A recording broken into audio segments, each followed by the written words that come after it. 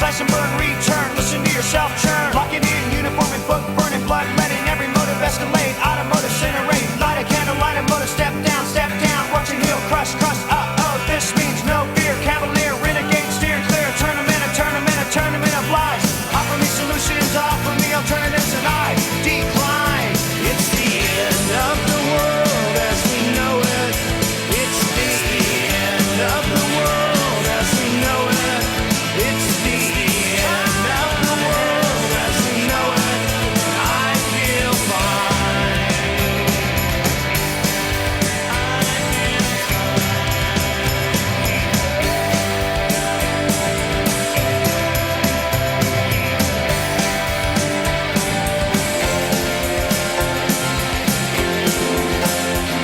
the end of the world as we know it. It's the end of the world as we know it. It's the end of the world as we know it. I feel fine. The other night I drifted nice, continental drifted by mountain, sit in a line. Leonard Bernstein, Leonard Brezhnev, Lenny Bruce and Lester Banks, birthday party, cheesecake, jelly bean, boom, you symbiotic, patriotic, slam button, that right? Right. It's the end of the world as we know it. It's the end of the world as we know it. It's the end of the world as we know it. I feel fine.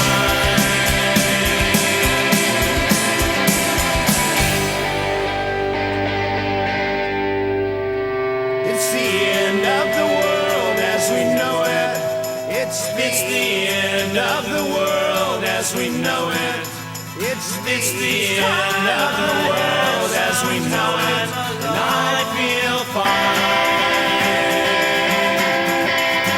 fine. It's the end of the world as we know it.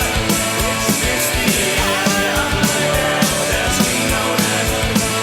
It's the end of the world as we know it. And I feel fine. It's the end of the world as we know it. It's the end of the world as we know it. It's the end of the world as we know it. I feel fine.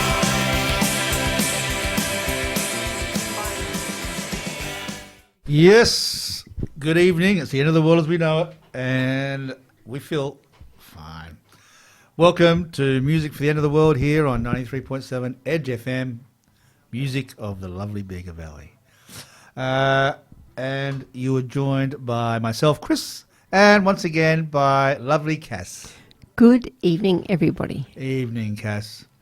And tonight it's with a heavy heart that we're dedicating the show to a great friend, Tristan from JustCollapse down in Tasmania, who left us very suddenly, who's been a tireless warrior for the underrepresented, the marginalised, for all the good things. He Yep. fought the good fight. And inspiration for so many That's what I people, like found helping him to be. people along the path, welcoming. Yep, it's a Yeah. great loss to everyone that Tristan is no longer with us. Yeah, that is. And they've got a GoFundMe page to help pay costs of the funeral and memorial and everything. So if you went to JustCollapse page, I'm pretty sure Yep, JustCollapse has got a link there. they if would you have a want link to there support. for you. So all those people in our realist community, Doomsters, you know who you are. Anything will be much appreciated. So that is tonight's show for Tristan. And with that in mind, I'm playing songs with a theme of love, Cass, because Tristan was all about love. And he loved this song, which I'm going to play now, Butterfly Ball, Love Is All, because that's all we have, really. All we have is love. And Tristan knew this. So here is the first song I'm going to play right now, without any further ado, for Tristan. This is, and people in Australia might remember it from the ABC used to have an animated music video clip of it. Do you remember that, Cass? I do. With the little frog Yep. walking down playing his Yep.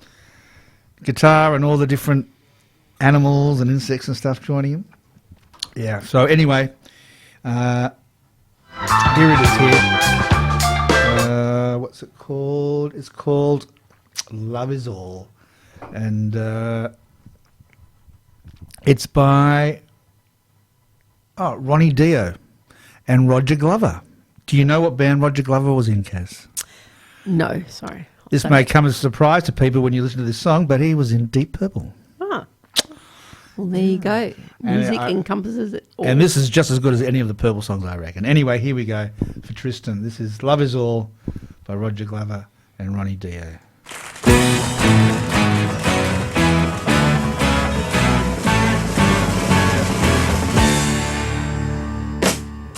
Everybody's got to live together. All the people got to understand. So love your neighbor like you love your brother. Come on and join the band. Well, all you need is love and understanding. Ring the bell and let the people know. We're so happy and we're celebrating. Come on and let your feelings show. 'Cause love is all. Well, love is all. Love is all. Can't you hear the call? Know that love is all you need. Love is all you need. At the butterfly ball.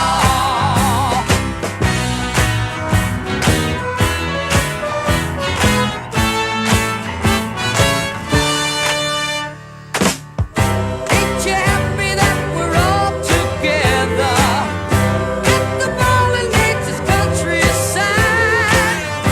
And although we're wearing different faces, nobody wants to hide. And love is all, and all is love, and it's easy, yes, it's so easy. At the butterfly ball, well, love is all, and it's so easy.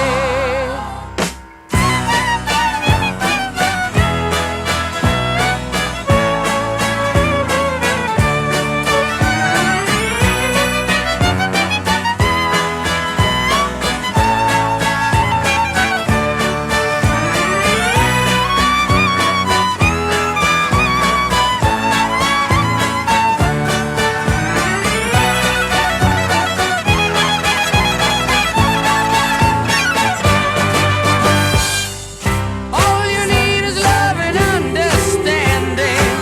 Hey, ring the bell and let the people know. We're so happy and we're celebrating. Let your feelings show. Love is all, yes, love is all. At the butterfly ball. Love is big, love is small, love is free, love is all. At the butterfly ball. When your back's to the wall, when you're starting to fall, you've got something to lean on. Love is everything, it can make you sing. At the butterfly ball. Butterfly Ball. Lovely. And I do know Tristan told me that was one of his favourite songs. All right. The show tonight, dedicated to Tristan. Well, we're talking about, Cass, I want to talk a little bit about this YouTube mini film that's just come out. But also, I would like to talk about, and we mentioned it, I think, briefly last week, about this National Security Assessment Report. What do you call it? Commissioned by the UK government, the defence.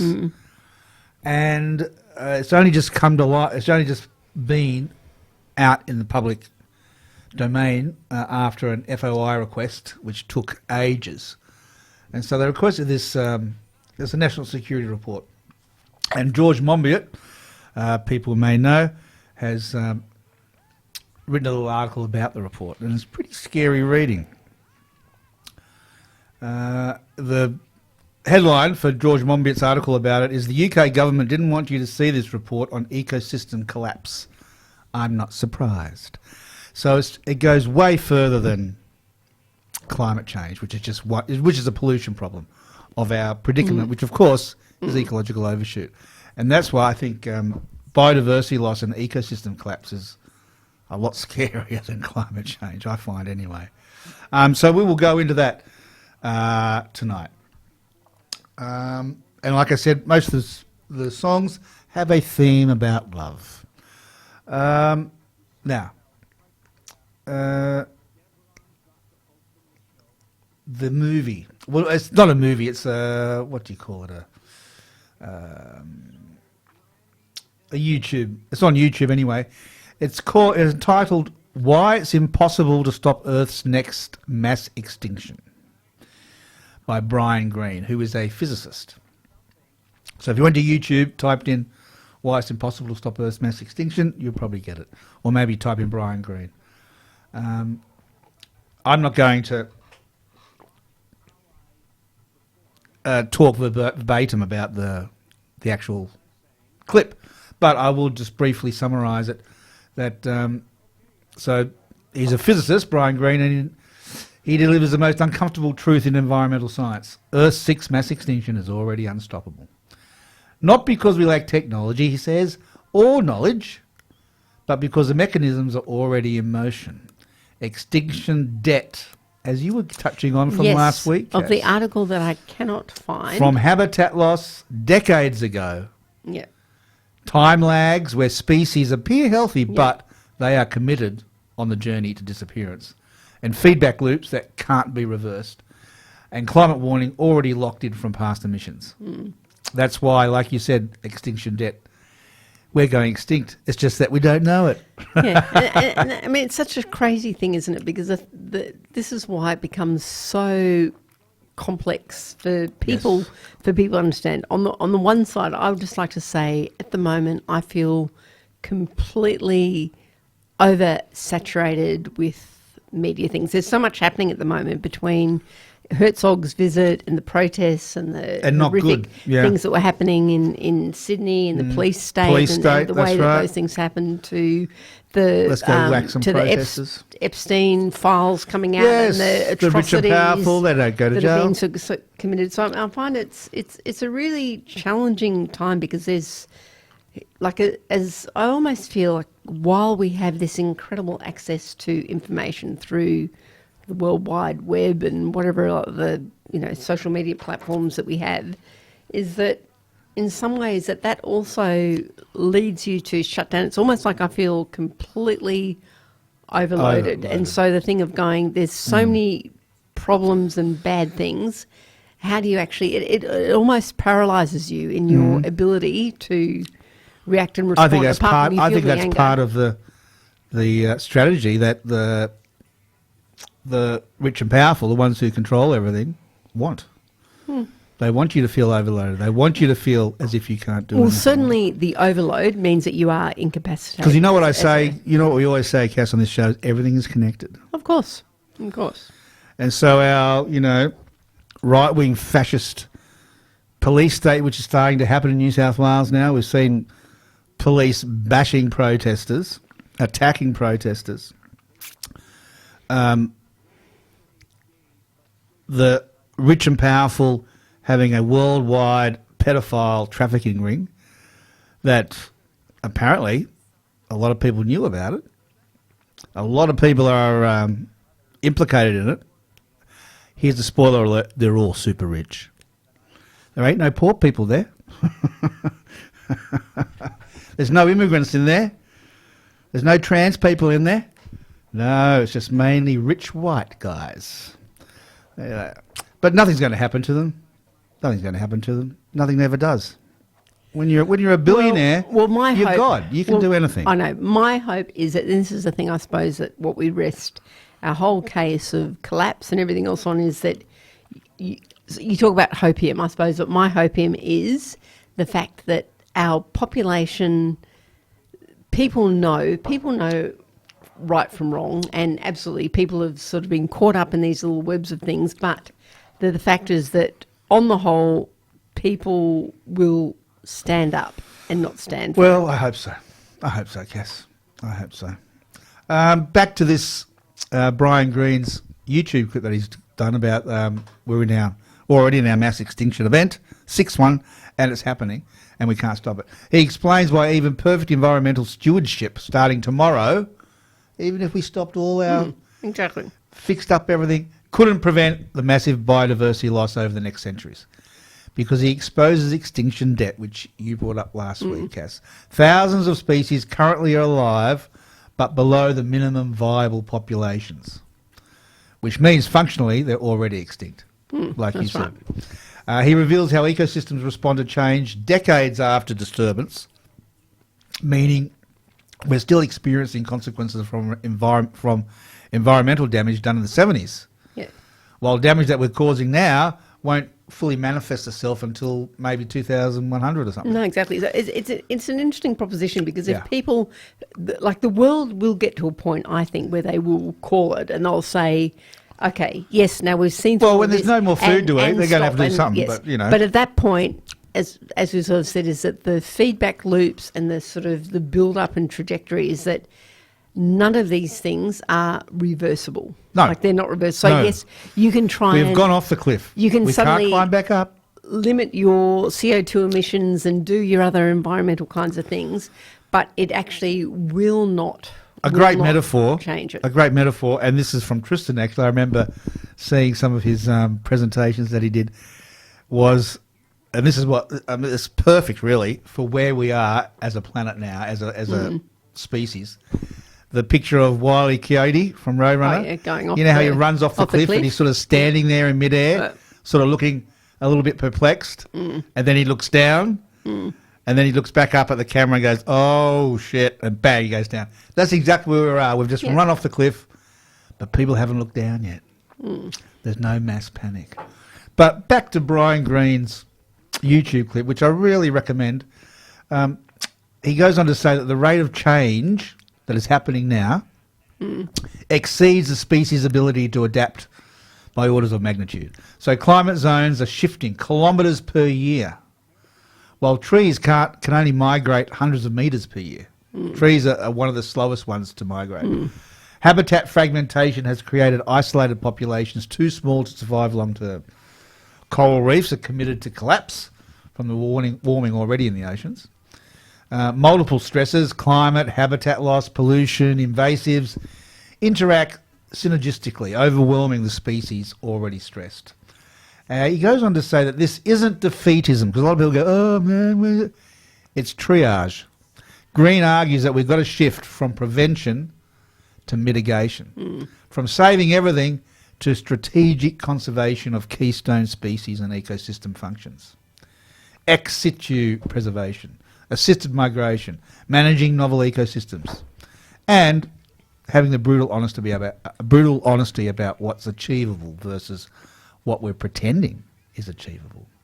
One of the conversations I would like to hear is how do we decommission over the over 400 nuclear reactors around the world? Yeah, that would be a good thing to do.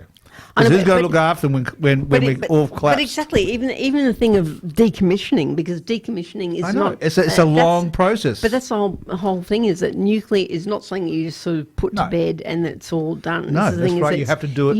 It's got with the foreplanning. as long a shelf life as the. I know. Anyway, I really recommend Doomsters if you haven't seen it, or anyone really. Brian Green's Why It's Impossible to Stop Earth's Next Mass Extinction.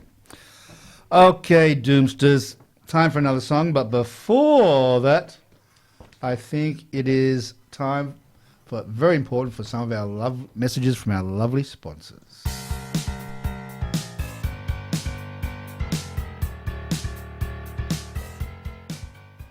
Rob Shadle and Rob Flynn from Bega Valley Realty breathe a breath of fresh air into the real estate market in the Bega Valley, and it shows. with sold signs up all over the valley. Give yourself the green tick of approval and get in contact with Bega Valley Realty. Give them a call on 64920 426. That's 64920 426. Bega Valley Realty, proud sponsors of Edge FM.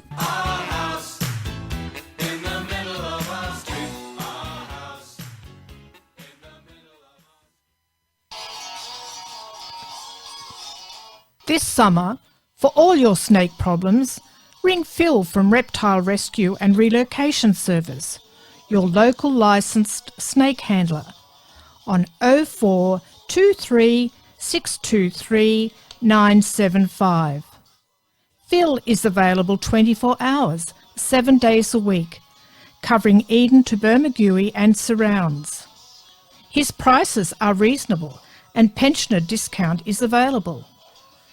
For all your snake problems, call Phil, the Snake Man, from Reptile Rescue and Relocation Service on 0423 623 975. Reptile Rescue and Relocation Service are proud sponsors of 93.7 Edge FM. Thank you, lovely sponsors. You're listening to Music for the End of the World, people, here on 93.7 Edge FM in the lovely Bega Valley, where it's been lovely weather today, although some rain would be welcome. All right, and we are going to be talking, I was just talking a little bit about a short clip on YouTube by Professor Brian Green, but we really want to talk about the report by the UK government on ecosystem collapse, which has just been released. Thank you to the FOI request, and which we will. But I might play one more song before we get into it, Cass, and another song about love, one of the greatest, really. The Beatles, of course. All You Need Is Love.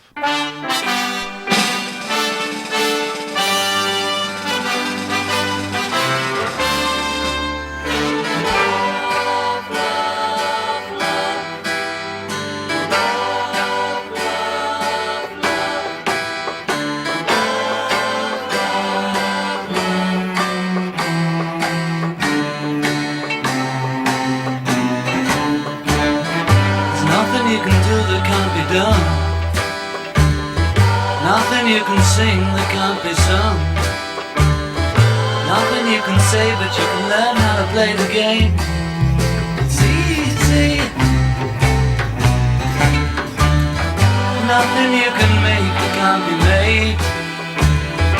No one you can save that can't be saved. Nothing you can do, but you can learn how to be you in time. It's easy.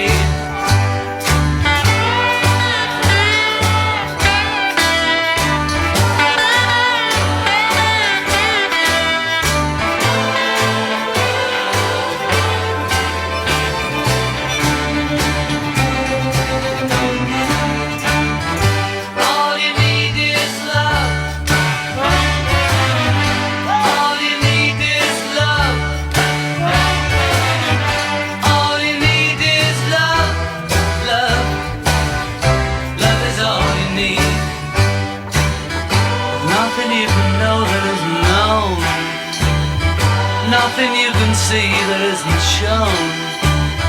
There's no way you can be that isn't where you're meant to be. It's easy. All you need is love. All you need is love. All you need is love. Love. Love is all you need.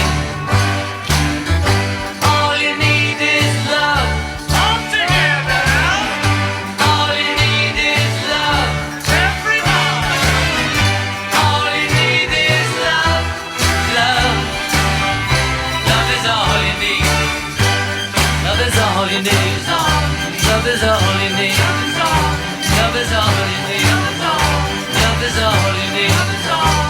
Love is all you need.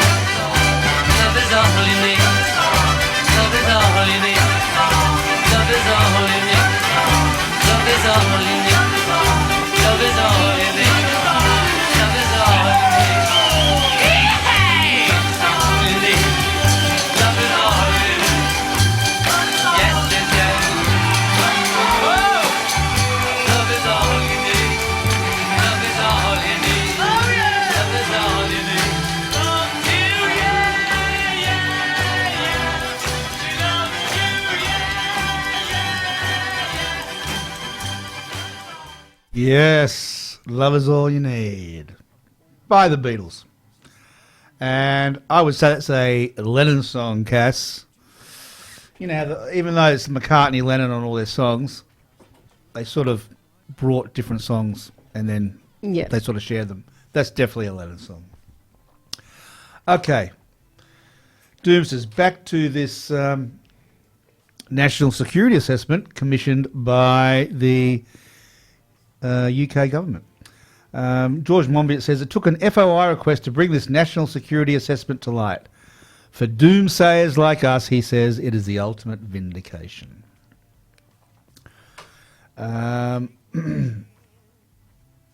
So,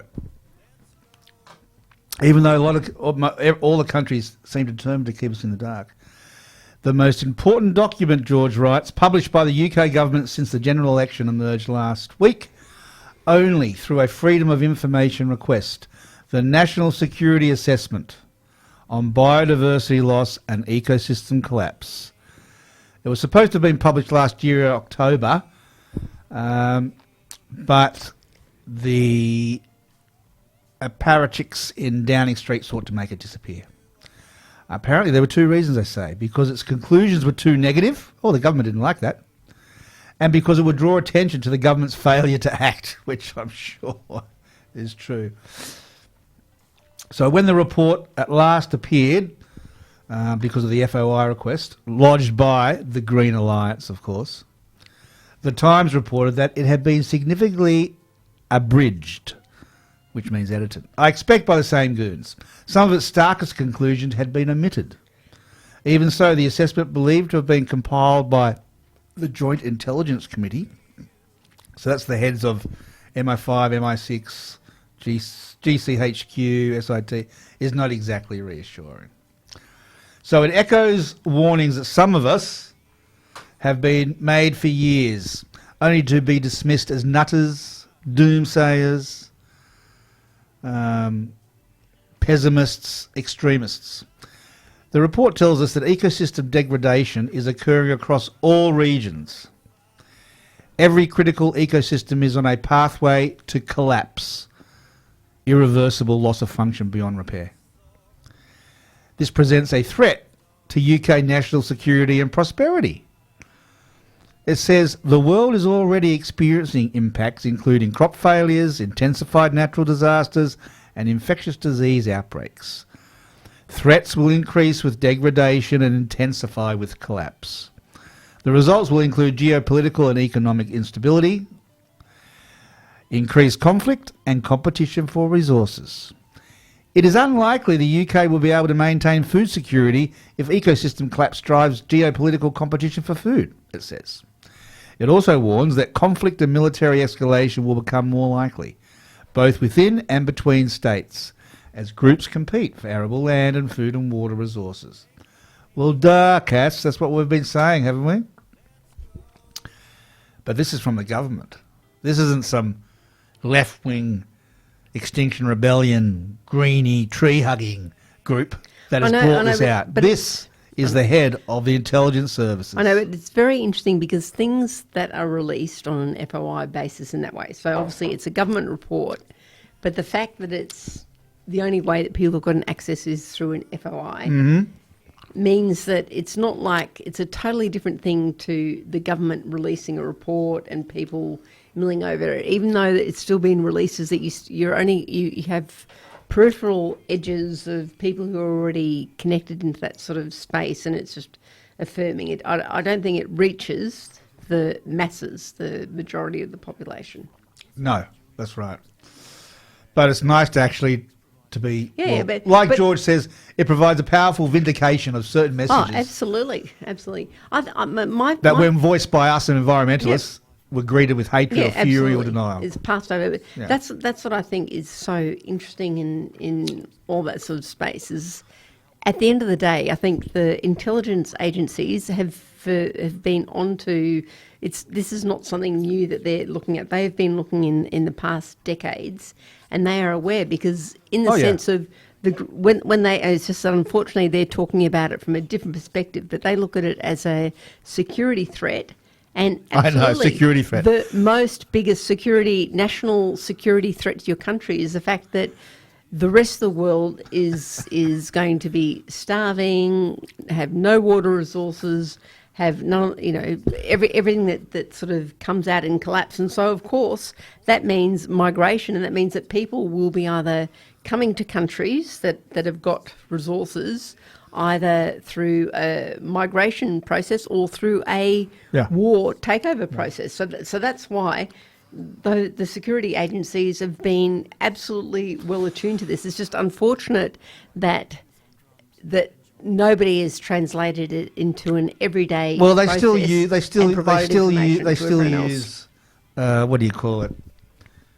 Weaselly words. They still use the phrases national security, a threat to national security and prosperity. You could just put in the words there, extinction, collapse. That's what it is. But I read something else recently. I think it was in some sort of feed today. I can't remember the context or whatever it was, but it was just a very interesting point, and it was just about the fact that if we can stop looking at this situation from a national perspective or from a completely individual perspective and realise this is something affecting our whole global population, and so we have to respond in a global way. At the moment, those kinds of things that, again, just purely bring it back down to individual nationalistic security. Not going to context. happen, though. I mean, they can't organise, they can't get together and, what do you call it, put down genocide.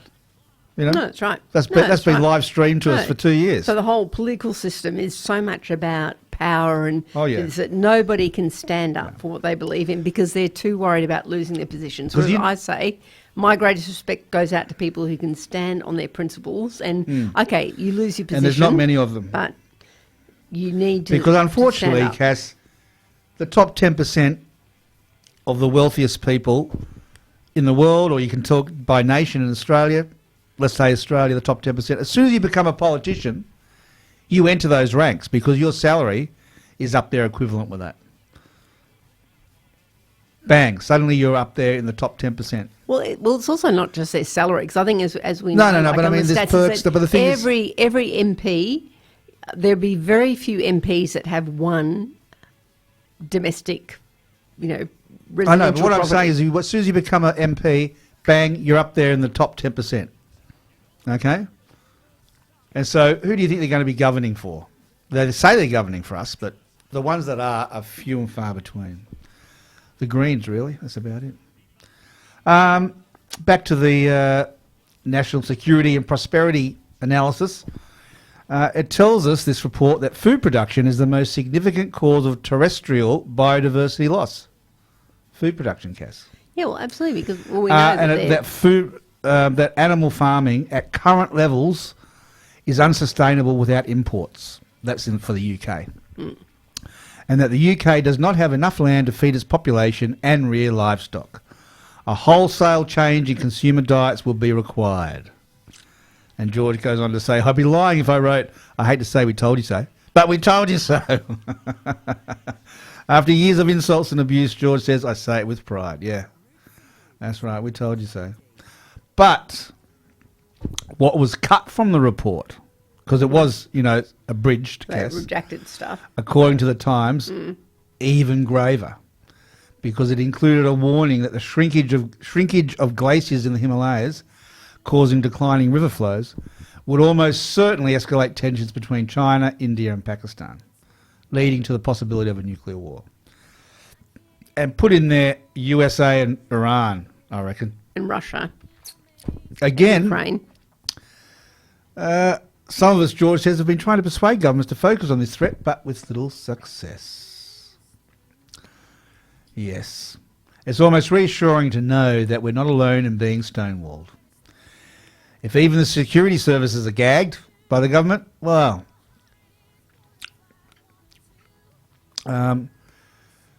also, George is wondering whether or not the full assessment, because they don't know because it's been abridged, might have also named some other pressing security threats, such as fossil fuels, meat and livestock producers have been funding far-right movements to stifle environmental protection measures that would reduce their profits.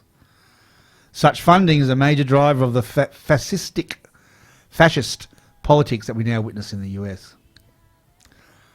Yes. It's pretty stark. Pretty stark. We've got a little bit more to talk about with that national security analysis.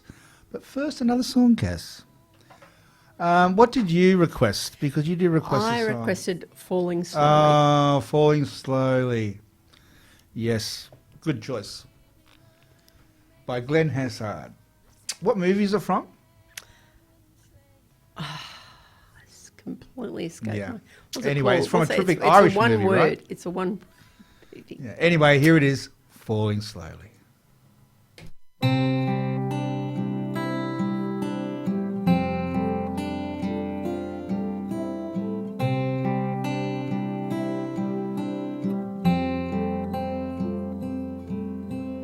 I don't know you, but I want you all the more for that. Words fall through me and always fool me, and I can't react. And games that never amount to more than they're meant will play themselves out.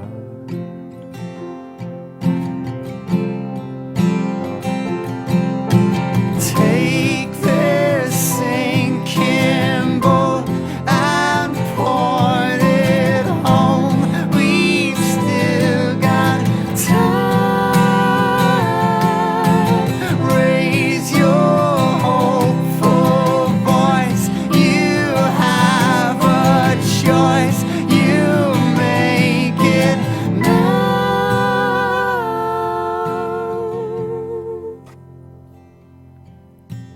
Falling slowly, eyes that know me, and I can't go back. And moves that take me and erase me, and I'm painted black. Well, you have suffered enough and warred with yourself. It's time that you won.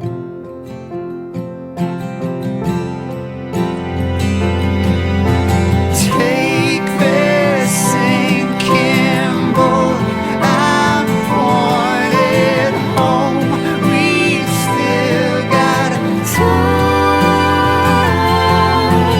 Raise your hopeful voice. You have a choice. You've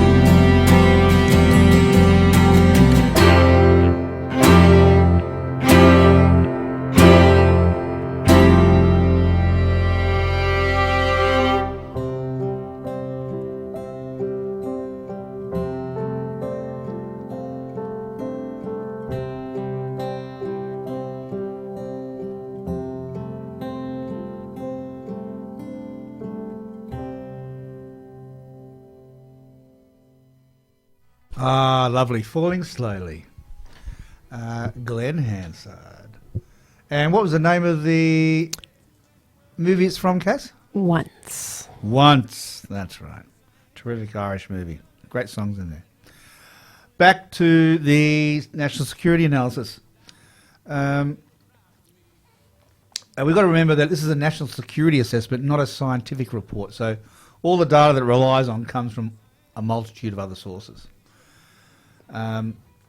But massive warnings about the UK's heavy dependence on food and fertiliser imports, the consequences of nature depletion. An earlier version, the redacted one, appears, they're saying, is reported to have included warnings about the risk of eco-terrorism and, of course, the growing likelihood of nuclear war. What exactly is eco-terrorism? Eco-terrorism Well, is that talking well, about in like the America, greeny, remember there was a gas pipeline or an oil pipeline going through some wilderness, and I think it was through Indigenous Americans' lands or something, and eco-terrorisms were blowing up the pipeline. Okay. That sort of stuff, I think. I think that's what eco-terrorism is. But of course, the UK government hasn't done much about this report. In fact, we've just buried it, basically. The framing of nature loss as a national security issue, you would think, would help focus the government on these things. But it doesn't look like they were doing much. Also, it goes on to say that it recognises that the risks are not evenly or justly distributed geographically, and acting responsibly for helping the people and places that face the most acute threats. And that's another thing that Tristan always used to talk about, was how that collapse is Yeah, well, it's not equal. It comes at different times for different people. Diverse, and it's different, and what collapse is for some people in one area can be different to collapse for other people in another area, and we're not all. It's not like tomorrow, bang, then we're all. No, we're never on the same playing field. Not till we get to the very end. That's end right. strokes. That's right. So a little bit of justice would be nice. The report also cited large-scale tree planting in Malawi in Africa as proof that nature restoration schemes can be effective. But I would say the global progress on nature restoration is pretty low. No, because I think if you actually did a little tally sheet with the graphs to go, okay, yes, we're reforesting this area and we're doing this for this area, and but you look at the quantity and the quantum of destruction. Yeah. Is that I mean, if people realistically sat right now and went, okay, what has our civilization, what destruction have we wreaked? What areas have we destroyed to enable our escalation to the point that we're at? Yeah.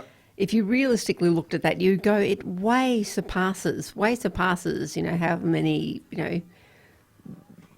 hundreds of acres that they may have reforested compared to the, millions of acres that have been destroyed, and the, biodiversity loss. So it's But interesting, I didn't hear about any of this assessment, this report on mainstream media in Australia. There's one article about it a little bit in The Guardian, but nothing on... But as you said... Not that we watch the news much. No, but when you do, and even if you look at social media feeds, is what you realise is it's incredibly superficial. So... they sort of catch wind of whatever it is at the current time. You'll get a couple of days now of the protests in Sydney and Herzog's visit, and you'll get the feeds of Gaza and whatever. But then the rest of it is filled with, someone found out that their husband slept with someone else, and it's all this other crap, pop. So there you have it, people. It's another warning, not from a crazy left-wing, greeny extremist, doomerist group.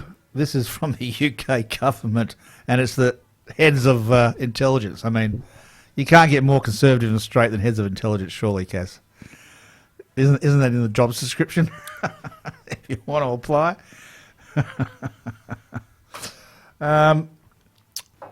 Yeah. Now, the other thing, we're not going to be, well, briefly mention it this week. I like to go and do it a bit further. But it is an article by Antonio Guterres, is he the secretary, or what is that what they call it, Yep. of the Yep. United Nations?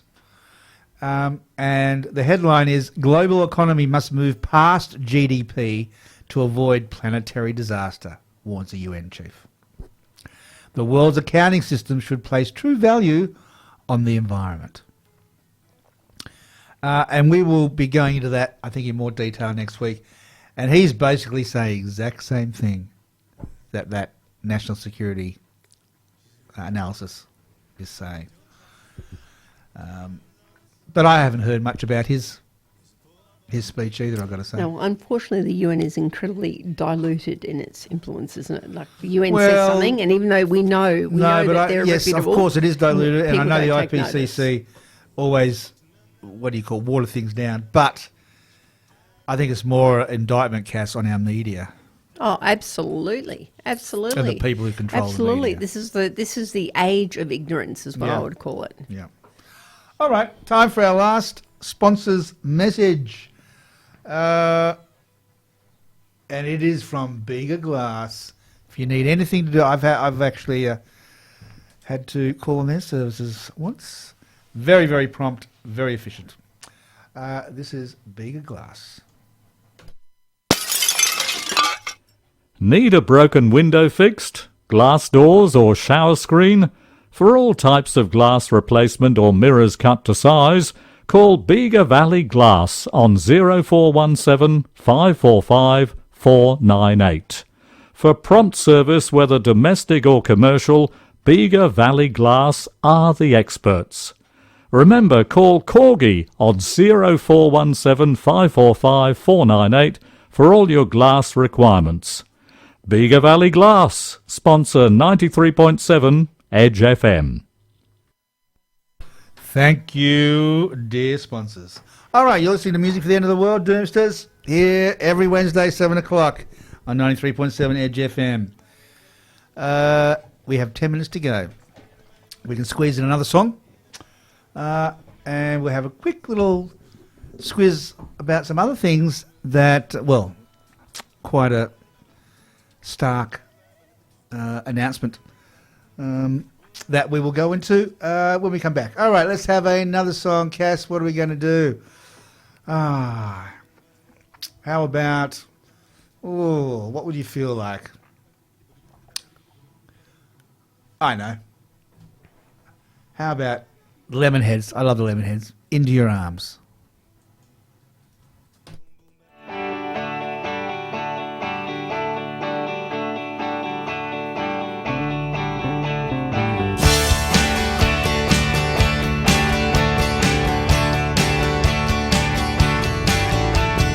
I know a place where I can go when I'm alone.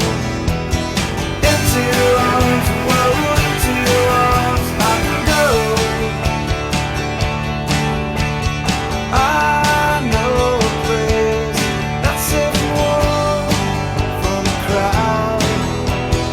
Into your arms, whoa, into your arms I can go. And if I should fall, I know I won't be alone anymore.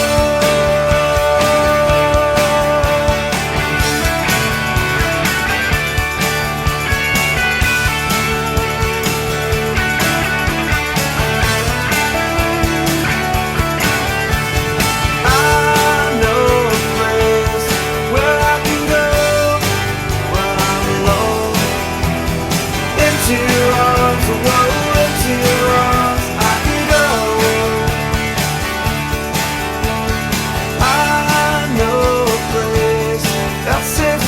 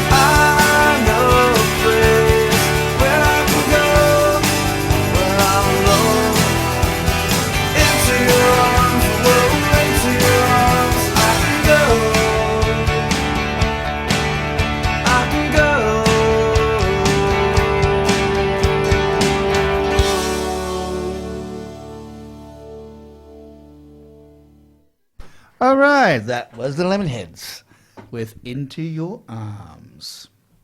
Now, we've got time for one more song, but before we do, I just wanted to, this by Antonio Guterres, the UN Secretary. He basically, just an overview of it, Cass, is that he just says the global economy's got to be radically transformed to stop it rewarding pollution and waste. All right? We must place true value on the environment and go beyond gross domestic product as a measure of human progress and well-being. Let us not forget that when we destroy a forest, we are creating GDP. When we overfish, we're creating GDP. When we have a massive bushfire, we're creating GDP. So, yes, it's not a good way to measure how well we are going. And for decades, politicians and policymakers, Antonio said, have prioritised growth as measured by GDP as the overarching economic goal. Absolutely. It's like the most positive thing you can think of. Like, That's how big is our GDP? That's right. So we'll be delving into that next week a little bit more. But right now we've got 5 minutes left, so we're going to have one song, and then we'll come back for some final comments. And why don't we go with the Gimmies, of course. I haven't played them yet tonight, Cass. And we're talking about love, songs about love. Love will keep us together.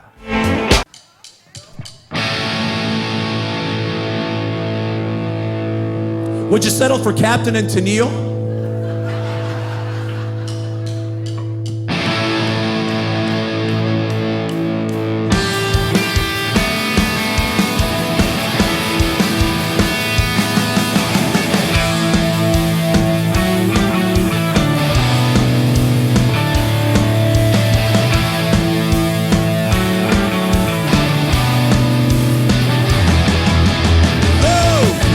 Love will keep us together.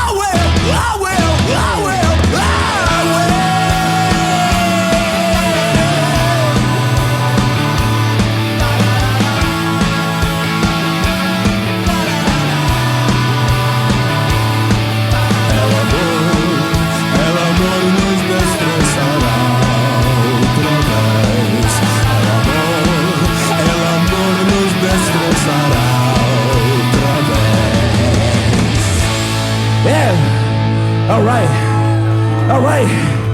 Yes. Yes. Yes, that is the great Gimmies with Love Will Keep Us Together. And of course, I have played that on the show before, Cass, because it is my favourite song of the Gimmies. Or maybe nobody does it better, I'm not sure, but one of those two. Coming up to the end of the show, Doomsters, here on 93.7 Edge FM. So we'll be talking a little bit more about Antonio Guterres' speech next week, because it is pretty stark, particularly coming from the IPCC, which is notoriously fairly conservative in the way they word things. But yeah, it makes for really, well, I was going to say interesting, but pretty horrific reading, really. Pretty scary. Like, I think, Cass, I was listening to, I don't know if it was Guy McPherson or James Hansen or one of the scientists has come out and spoken about what's really happening and what the conclusion is, which is extinction. Saying that if you're not scared, this is just about climate change, right? This is not even, he wasn't even talking about kid and ocean. caboodle. He said, No, it's just one if you're part not of it. scared, then you don't understand what's going on. And that Well- pretty much sums it up, really. Well, that's exactly right, because if people really could comprehend or understand the information and stats, if you looked around and you just were a little bit discerning and, you know, critical thinking, question your sources, you would realise you've got lots of very reputable sources telling you that we're in deep, deep trouble. Yep. Yep. All right, Doomsters. So we will be back next week, 7 o'clock here, once again. And we were going to go out with a song for Tristan. It's actually by Dido, Cass. Where is it? I've got it here somewhere. Here. And it's called Thank You. Because I really found a lot of solace talking to Tristan. It's always good to talk to someone who understands exactly how you feel, how you think, thinks the same. I think in all this too, you have to also give that context, which is that Tristan and Kate were most probably some of the first people that you spoke to beyond our immediate circle apart of from friends. not just texting, but yes, But people that you sort of Facebook connected groups. with, Yeah. and that absolutely embraced and Yeah. welcomed you and supported you. And I think when I spoke to, I sent a message to Kate, just conveying our great sadness at the loss of Tristan. That Kate said how we were hoping that Tristan was going to come. He was He was going planning to on come coming and to visit. Bega, Yeah. and Kate just said He's going to come on the show. He was one of the radio show's Yeah. greatest fans. So I know, he listened to us so all the time. he's I like, know. you can't even start to explain. No. But Tristan, you are greatly If only we had more appreciated people like and terribly, terribly missed. And by like us all. JustCollapse always say, and I always end off with this, collapse is inevitable, but justice is not. So with that in mind, it's good night from me. And it's good night from me. Good night, Cass. And we're going to go out with Thank You by Dido. And we will see you all next week. Take care, look after each other, foster those local relationships.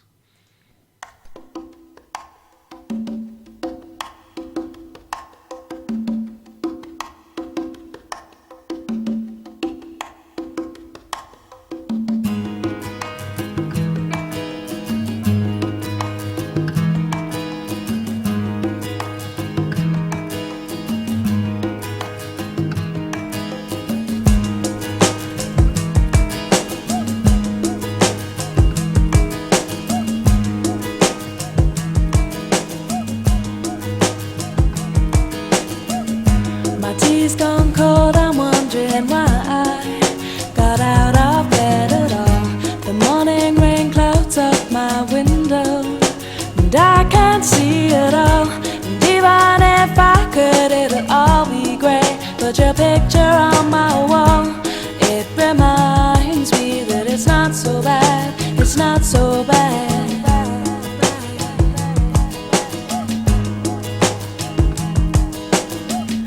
I drank too much last night, got bills to pay. My the bus and they'll be hell today.